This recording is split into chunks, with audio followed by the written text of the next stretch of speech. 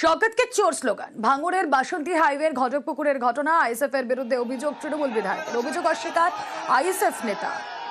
শওকত মোল্লাকে চোর স্লোগান। ভাঙড়ের বাসন্তী হাইওয়ের ঘটকপুকুরের ঘটনা।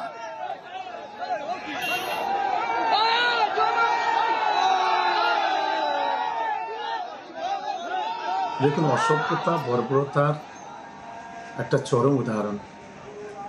নবী দিবসের মঞ্চ থেকে রাজনৈতিক স্লোগান, এর চাইতে বড় নক্কারজনক ঘটনা আর কিছু হতে পারে না।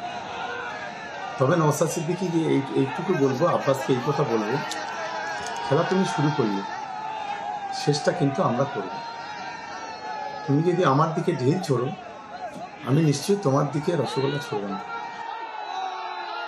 এই আব্বাস ভাইজানকে উনি আক্রমণ করেছিলেন গোদরাতে এবং প্রত্যেকবারই হেনস্থা করার উনি চেষ্টা করছেন, যার কারণে ওনার যারা ভালোবাসার লোক ওনার এই কার্যকলাপকে ভালো চোখে কেউ মেনে নেয়নি।